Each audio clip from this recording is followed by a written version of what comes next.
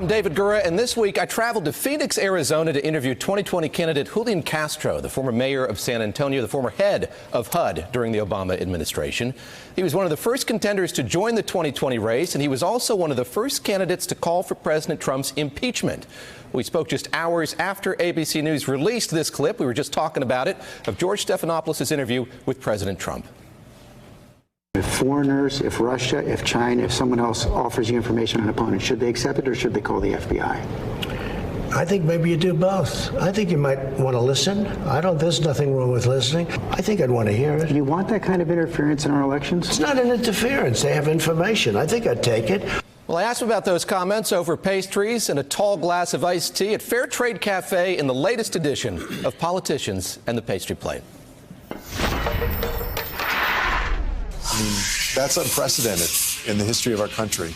And what it says is that you have a man in the Oval Office right now that does not put the interests of this country first. Because it's not just an issue of somebody bringing opposition research to you. He called it Oppo. Oppo research, whatever you want to call it. What it means is that you're participating, you're engaging in the breaking of a law, the committing of a crime by these individuals. And that's what happened, I believe, in 2016. I think he's inviting it for 2020. I wonder how this changes the conversation. You've said that there should be impeachment proceedings. Hearing that comment, how do you think it changes our focus on impeachment, the conversation about impeachment in this country? Yeah, look, 20 years from now, when people look back on this president and this time period, I hope that they rightfully say, what the hell were we thinking? Because this president has gone so far off the beaten path of someone who is fit for office, much less fit to be the president of the greatest country in the world. And the evidence that Mueller presented in his report about these 10 different instances of obstruction of justice give Congress enough reason to begin impeachment proceedings.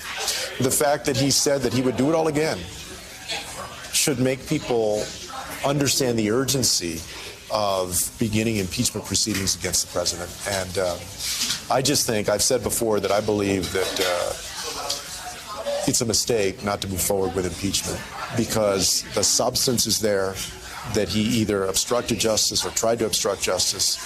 I know there's some concern about the political ramifications. I just don't think that you should first look at this through a political lens. How frustrated are you about the quality of the conversation surrounding this issue? It is so often reactive to what the president does or a policy that he puts in place or threatens to put in place, even within the Democratic Party. Is there a frustration that it's not being dealt with in the way in which you're dealing with it? I mean, you put out a 15, 20-page policy proposal to deal with immigration. You're not getting, I imagine, the kind of traction on that you'd like to get. The most disappointing thing is that too oftentimes in our politics, we let fear and paranoia rule the day. I understand why the average American citizen would be concerned when 144,000 people are coming to the southern border. I completely get that. But at that point, it's time for all of us to understand, okay, how do we deal with this in a way that, of course, enforces our border? Any country is going to do that. But does it in an orderly and reasonable way, and also recognizes that this is about something bigger than just somebody showing up at the border, that we have a real crisis in Honduras and Guatemala and El Salvador, and we're never going to get to the root challenge of this unless we address those issues. So what I'd like for people to do is to understand that we can both have border security, but we need to take a longer-term view. And also, while we're doing that, treat people like human beings. Treat them with common sense and compassion instead of with cruelty. It strikes me as you talk about this that amid so much pessimism about Washington's ability to do things, you seem to have a lot of faith that policymaking can affect cultural change. There is imbued in what you're talking about optimism that if you have a policing policy that focuses on these police forces and how they approach their day-to-day jobs, that can really be transformative. It can be a big cultural change. Yeah, I'm a mayor at heart. I started out in local politics. I served as the mayor of my hometown of San Antonio for 5 years, and I'm excited about the prospect of working with people who may not always agree, but in the spirit of rolling your sleeves up and getting things done. being mayor is all about getting things done. But I still fundamentally believe that there are issues that people want us to tackle. They want us to work on. They want us to keep working on them, almost like a jury that is there and they tell the jury, no, go back and make a decision. They want us to keep working on these things as hard as we can to provide solutions for the problems that they have in their communities. And that's the spirit of what I've done. As you craft and present policies, do you feel like this is a policy-focused campaign? I mean, you know, in politics, you're always going to have a combination of those things that are important. Why does somebody vote for somebody, right?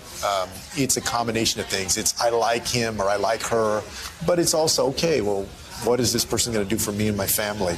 And so in this campaign, I hope that I'm hitting that sweet spot. I hope y'all like me, but I also hope that they see that I'm running a campaign of substance, that I have the right experience and track record of getting things done. When I talk about education, this is not the first time I've worked on this. I worked on something called Pre-K for SA in San Antonio, a ballot initiative to significantly expand high-quality full-day pre-K. So when people ask, okay, well, what sets you apart as a candidate? Part of it is that I've been an executive. I have this track record of actually working on these issues, and I have a plan to focus on the future of our country and get better things done. Hey there, I'm Chris Hayes from MSNBC. Thanks for watching MSNBC on YouTube. If you want to keep up to date with the videos we're putting out, you can click subscribe just below me, or click over on this list to see lots of other great videos.